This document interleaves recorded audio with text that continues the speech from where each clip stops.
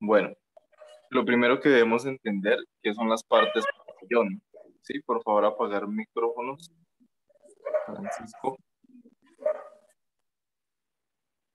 Listo. Las partes por millón es muy necesario entenderlo tanto para la geodesia convencional como para la topografía convencional. Cuando nosotros compramos una estación total, ella dentro del manual o el brochure viene con una especificación técnica que nos dice que la precisión en la distancia es de 0,8 milímetros más una parte por millón. Cuando compramos un GPS, ya nos dimos cuenta en la primera clase, también nos los venden con una especificación de partes por millón. Esas partes por millón es referidos únicamente a distancias, ¿sí? Distancias horizontales en línea recta. Entonces, ¿qué quiere decir esto? Que por cada millón de unidades de distancia existe una unidad de error, ¿sí? Es decir, 1 a 1 millón, ¿sí? Entonces, ¿qué quiere decir esto? Que en ese millón de centímetros vamos a tener 1 centímetro de error. Es decir, si nosotros hacemos una equivalencia a un dato que conozcamos mucho mejor, por cada 10 kilómetros vamos a tener 1 centímetro de error, ¿sí? Bueno, de acuerdo con eso, sabemos que las estaciones totales vienen con una precisión en la medida o en la toma de la distancia. Estos varían desde una parte por millón hasta 2 partes por millón. ¿Por qué es importante conocer esto? Con el fin de establecer la precisión de la medida que tomamos, ¿sí? Porque para nosotros verificar que nuestro procesamiento de datos GPS haya quedado bien y tenemos una línea base, pues es muy sencillo armar la estación sobre un punto conocido de la línea base y tomar la distancia. Digamos que como regla general, siempre se debe hacer esto para, digamos, perderle el miedo a, digamos, a entregar un producto o un resultado GPS. Siempre verificar esa línea base con una estación total, ¿sí? Armarla, centrarla, más preciso, que nuestro base nivelante de la estación esté, digamos, que ajustada, calibrada, ¿sí? Que tomemos la distancia con un prisma certificado, que esté calibrado, ¿sí? Que ojalá todos los accesorios que usemos para verificar esa distancia del GPS con estación total estén en buen estado, ¿sí? Que no vaya a ser un prisma golpeado, que, bueno, tenemos que minimizar los errores de que producen los accesorios. Bueno, eso por un lado.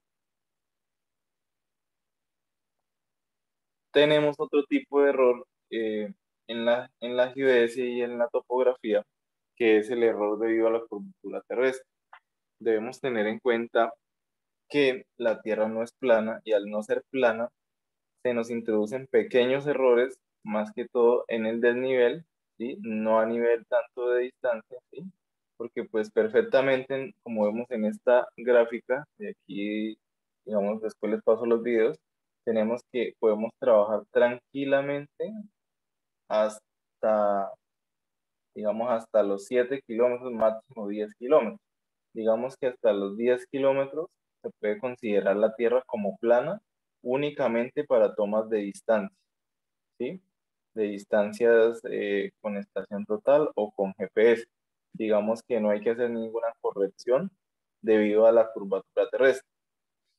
Es decir, que si yo tengo mi estación total en un punto A, aquí en el mouse, y lo tengo en un punto B, y esa distancia me supera los 10 kilómetros, yo sé que aquí no trabajamos con esas distancias, mm, pues debemos hacer una corrección y hallar la distancia, digamos que referida sobre el planeta Tierra y no como nos lo muestra aquí una línea recta, no.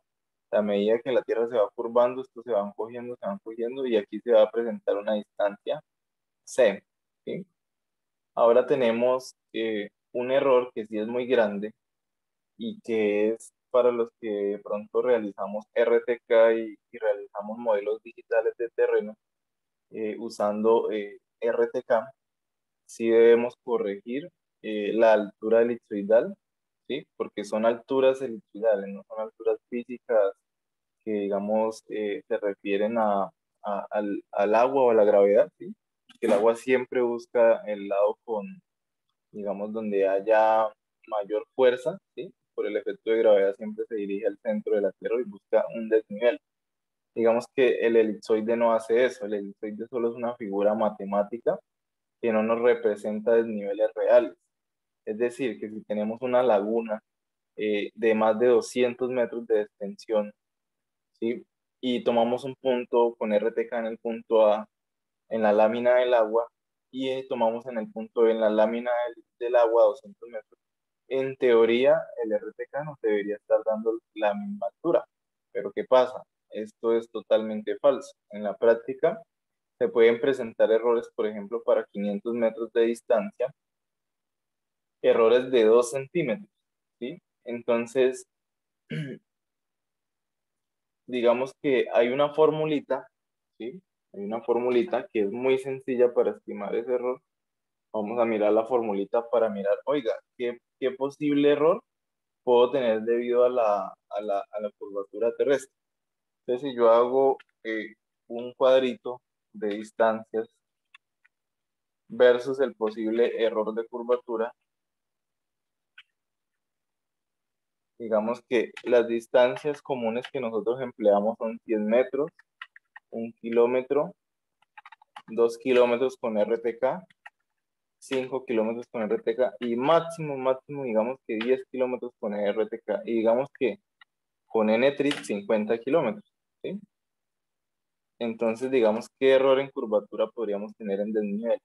¿Sí? Si no corregimos esa altura elipsoidal que nos da el GPS. O sea, hay que aclararlo porque pues muchas personas se van a hacer modelos digitales de terreno a más de 10 kilómetros de distancia y no corrigen esto y entregan al cliente final como si eso fuera un modelo digital válido y no es válido, ¿sí? Entonces hay que corregirlo porque pues si se va a diseñar un acueducto, si se va a diseñar, se necesita que las pendientes obedezcan y sean reales, ¿sí? No sean pendientes que no obedezcan a la realidad. Entonces, digamos que hay una formulita que es la siguiente y está en función del radio de la Tierra y de la distancia que estamos analizando. Entonces, la formulita es la distancia al cuadrado dividido en 2 veces el radio de curvatura. Muy sencilla. Digamos que aquí le ponemos, puede ser el semieje mayor del elipsoide. Podemos poner cualquiera, no pasa nada. El del elipsoide GRS80, el WS84, no pasa nada. Digamos que no pasa nada. Entonces, aquí vemos que para 100 metros tenemos un error de solo 1 milímetro. Entonces, aquí la mayoría pues somos topógrafos, somos profesionales en geodesia, en cartografía, hay algunos ambientales. Aquí vemos la importancia de hacer una nivelación con un nivel de ingeniero o un nivel de precisión, ¿sí? Los niveles, no sé si los conocen, vamos a ver un nivel. Yo sé que aquí hay muchos que son nuevos en estos temas, entonces necesitamos ver al detalle algunas cositas. Un nivel de ingeniero es esto. Digamos que es un sistema que nos mantiene la horizontalidad con un grado de precisión tan excelente que los errores entre 100, en un punto y un punto ubicado a una distancia de 100 metros nos va a dar menos de 1 milímetro, ¿sí? Digamos que este aparatico es el que debemos utilizar para calcular el desnivel de los puntos que nos está arrojando el sistema GPS, ¿sí? Aparte de, digamos que si quieres ser juiciosos y estamos haciendo un trabajo de mucha precisión, mucha para horas de ingeniería, pues debemos chequear las cotas elipsoidales, mirar si realmente la precisión de nuestro procesamiento, si nos dice que es 1 centímetro, pues mirar si esos desniveles obedecen a la práctica, ¿sí? Y corregir el efecto de curvatura terrestre que nos produce la propia curvatura. Entonces vemos que a 100 metros, por eso el nivel solo puede observarse en visuales máximas de 100 metros, tiene una limitante. Los que utilizan nivel pues saben que que ese nivel solo nos permite por la misma precisión del ojo y por la misma precisión visual ver y apreciar milímetros a más de 100 metros de distancia, pero digamos que con mucha dificultad, ¿sí? A 1000 metros de distancia, obviamente que un nivel de ingeniero ya no se puede usar. Digamos que a 1000 metros de distancia, si yo arrastro la formulita, voy a obtener un error de curvatura terrestre de 7,8 centímetros. Por lo general, bueno, no seamos tan exagerados, por lo general nuestros puntos GPS, en algunos países la norma nos dice que debemos hacerlos entre 100 y 300 metros de distancia. Por ejemplo, aquí en Colombia acostumbran a hacerlos a 200 metros de distancia la línea base. Entonces miren que el error es mínimo, pero pues hay un error debido a la curvatura terrestre. Digamos que si utilizo una línea base de 500 metros, voy a tener 2 centímetros de error, ¿sí? Entonces no podemos usar las alturas elipsoidales como un referente para modelos digitales o para elaboración de modelos digitales. Digamos que como máximo, si nosotros le decimos al cliente, pues con una estación total, los errores en vertical, pues son menos a 2 centímetros. Entonces, en teoría, el RTK para hacer modelos digitales deberíamos utilizarlo como máximo hasta 1 kilómetro. Y es demasiado, porque mire que a 1 kilómetro tenemos 7,8 centímetros de error y es mucho. O sea, no podemos garantizarle al cliente que los desniveles van a coincidir con la realidad. Yo sé que de pronto muchos estaban acostumbrados a hacer modelos digitales a más de 1 kilómetro utilizando RTK y esto no se puede hacer.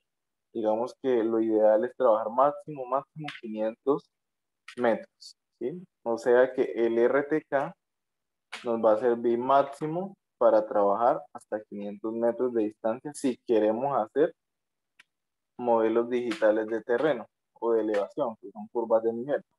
Miremos rápidamente qué es un modelo digital de terreno para los que de pronto son ingenieros eh, Santiago, una cosita. digitales. Ujú. Ahí es donde tenemos de pronto en cuenta cuando se hacen esos levantamientos fotogramétricos, que vamos a tener pues ese tema de las alturas, porque creo Sí, que esa es una de las dudas que siempre se dan en cuanto a esos vuelos y a la generación de esos productos. ¿Cuáles de pronto las precisiones que se logran en alturas de esos METs a través de vuelos con drones, por ejemplo? Entonces, creo que ahí de pronto ese error conceptual de que esos modelos pues puedan servir para hacer obras de ingeniería en donde claramente pues es mm, difícil, pero toca hacer un procedimiento para poder llegar a esas precisiones, sí, ¿sí? exacto. Sí, digamos que sería interesante, pues lo que dice aquí el compañero, que es ingeniero topográfico, ingeniero Alejandro. Ellos digamos que son dedicados a mucho a la parte de la ingeniería fotogramétrica, ¿sí? Hay que entender que para minimizar los errores, nuestra base debe estar en el centro lo más posible de nuestro proyecto para minimizar esos errores. ¿Sí? O sea, porque si yo voy a hacer un modelo digital fotogramétrico y pongo mi base aquí en la punta del terreno que para que el RTK me coja mejor, pues sí, gano digamos que distancia de RTK, pero mi altura elipsoidal, ¿cómo es? Así me esté diciendo el RTK que tengo 2 milímetros de precisión en la altura vertical, pilas porque, digamos, hay que tener en cuenta el error de la curvatura terrestre. Entonces, tenemos una limitante para las alturas elipsoidales y ahí es donde a partir de los 500 metros, sí o sí, si nos supera esa distancia, debemos utilizar un geoide local, ¿sí? O un geoide global, cualquiera de los dos. Digamos que debemos utilizar sí o sí para modelos fotogramétricos MDTs a partir de fotogrametría. O sea, no es solo, digamos, que ir con un GPS, sí, ya solucioné, ya tengo GPS, bueno, chévere, pero digamos, ¿hasta dónde podemos usar un GPS? Entonces, si necesitamos hacer fotogrametría, ya necesitamos introducir un geoide local. ¿Y qué es un geoide? Miremoslo aquí rápidamente con una imagen, no necesitamos, pues digamos que abordar, digamos, mucho en el tema porque pues podemos dar un curso más adelante un poquito más avanzado. Y aquí hay una imagen de fundamentos de cartografía de los sistemas altimétricos que se manejan en GeoDesio. Entonces, resulta que tenemos tres superficies de referencia en la topografía en la GeoDesio. El elipsoide, que es una figura matemática, no obedece a los niveles medios del mar. El geoide, que es como si fuera una prolongación del nivel medio del mar bajo la superficie de la Tierra, bajo la superficie topográfica. ¿Sí? Digamos que es una aproximación, porque realmente un geoide es una figura gravimétrica, es una figura bastante compleja de entender, ¿sí? Y tenemos un concepto clave que es la ondulación del geoide. Aquí digamos que esto es clave para la fotogrametría, porque aquí SN es la resta de la altura litroidal menos la altura nivelada. Digamos que SN, nosotros podemos hallarlo pues utilizando cotas locales, ¿sí? Entonces, si yo tengo a lo largo de un proyecto una altura elipsoidal y la tengo en el otro extremo otra altura elipsoidal, pues yo debo obtener las alturas ortométricas, bien sea con extensión total, bien sea por medios, bueno, qué sé yo, por nivelación rápida, de precisión. Digamos que estos son para trabajos de ingeniería súper precisos, ¿sí? Donde necesitamos que la altura sea lo más exacta posible. Digamos que dando resulta al ingeniero es importante hacer un modelo geoidal local. O en su defecto lo que hacen la mayoría de empresas es utilizar modelos globales, pero pues hay que tener en cuenta que esos modelos globales no tienen muy buena precisión, ¿sí? Muchas veces le pueden introducir ruido a la información y lo que hace antes es empeorar los desniveles, nos empeora el desnivel. Hay que tener mucho cuidado con este tema de los geoides. Esto es un cuento, digamos, bastante grande el tema de los geoides. Y vamos a ver, por ejemplo, el geoide que más se usa para la fotogrametría puede ser el EGM 2008. ¿Sí? Es como el que más usamos en fotogrametría. Y realmente este modelo es la prolongación de las mareas o esas mareas bajo la superficie topográfica.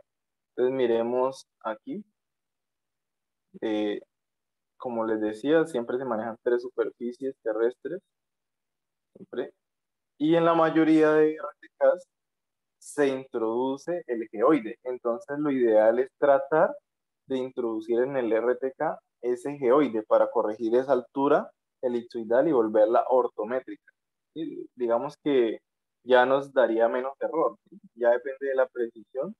Entonces digamos que si obtenemos un geoide y aquí teníamos, eh, por ejemplo, a 2 kilómetros tenemos 31 centímetros de error en curvatura terrestre, eso es demasiado, ¿sí? O sea, a 2 kilómetros, imagínense eso a 2 kilómetros. Entonces, yo necesito sí o sí introducir un modelo geoidal, ¿sí? Entonces, así sea uno global. Digamos que las precisiones en desniveles de un modelo geoidal oscilan de más o menos los 10 centímetros en una distancia, digamos que de 1 kilómetro, por decirlo así. Es como por manejar algo rápido, ¿sí? Pero realmente eso es más complejo que una fórmula matemática. Nuestra precisión es variable porque depende de la zona, depende de qué tanta densidad de puntos gravimétricos hayan insertado en el geoide, etcétera, etcétera. Por ejemplo, en algunos lugares puede ser muy preciso, en algunos lugares no. Entonces, tenemos un error de 10 centímetros en 1 kilómetro, pero yo prefiero esos 10 centímetros versus los 31 centímetros que me arroja el no corregir la curvatura terrestre. Entonces, ahí la importancia de corregir la curvatura terrestre con geoides globales o locales, ¿sí? Si utilizamos un modelo geoidal local, pues vamos a tener solo 1 centímetro de error, ¿sí? Pero ese geoide local nos va a costar producirlo porque vamos a tener que utilizar sí o sí un nivel de ingeniero y hacer una nivelación, un circuito de nivelación, ¿sí? Entonces depende de las precisiones finales que queramos. Entonces si queremos precisiones de 10 centímetros, pues utilizamos un geoide global. Si queremos precisiones de 1 centímetro, pues utilizamos un geoide local. Y digamos que claro esa parte de por qué la importancia de corregir y hasta dónde nos llega el RTK sin geoides, o tenemos dudas aún. Yo, cuando hacemos un RTK, pero ponemos la base, el GPS base en un punto ya procesado, y el punto postprocesado ya tengo la altura ortométrica. ¿sí? Necesito obligatoriamente introducir el geoide en el móvil. Digamos que sí y no, por una cosa. Por lo general en la práctica, recuerde esto, si usted tiene una N que es exacta, ¿sí? Que es exacta, porque digamos usted lo que hace es lo siguiente, usted dice, bueno, mi H es, pero recuerde que no es bueno ingresar la altura ortométrica directamente al GPS, usted debe ingresarles esa altura elipsoidal, o si no el sistema satelital va a pensar que usted está en esa altura, ¿sí? No como tal el sistema, sino el algoritmo. Y los errores de corrección de troposfera y ionosfera van a ser referidos a esa altura, pero elipsoidal, ¿sí? A menos de que su controladora le esté diciendo que tiene un modelo geoidal, pero la respuesta es sí hay que ingresarlo. Digamos que esa n exacta, como vimos aquí, así usted tenga su altura corregida en ese puntico, solo le va a servir hasta 500 metros. Pilas con eso. Si estaban haciendo RTK a más de 500 metros y ustedes le decían al cliente que esas alturas eran, pero al milímetro. No, pilas con eso. Primer error. Mire, con 800 metros tenemos 5 centímetros de error en desnivel. Y es muy fácil. Es muy fácil hacer esta prueba. Cojan 2 puntos a 800 metros en RTK y lleven una nivelación con nivel de ingeniero. Se van a dar cuenta que llegan con 5 centímetros de error. Pero ustedes dicen, ¿pero por qué? Si mis puntos RTK me estaban dando 2 milímetros de error en precisión. Sí, pero esa precisión, recuerden que el sistema GPS trabaja con alturas elipsoidales. El sistema GPS no trabaja con las alturas geoidales, a menos de que le introduzcamos un modelo geoidal. Sí o sí, introducir un modelo geoidal global o local. ¿Sí? Listo. No sé si es claro o avanzamos a otro tipo de error. Sí, o sea, entonces tendríamos que no colocar la altura ortométrica, la altura calculada. Exactamente, mejor la altura elipsoidal porque los errores troposféricos se basan en la altura elipsoidal. Asimismo la troposfera. ¿Sí? Sí, ok, gracias. Tener mucho cuidado con eso. Tenemos Santiago, el modelo geoidal se refiere por países. ¿Cómo es el tema del modelo geoidal? ¿Cambia por ubicación geográfica? ¿Cómo es eso? ¿Cómo se...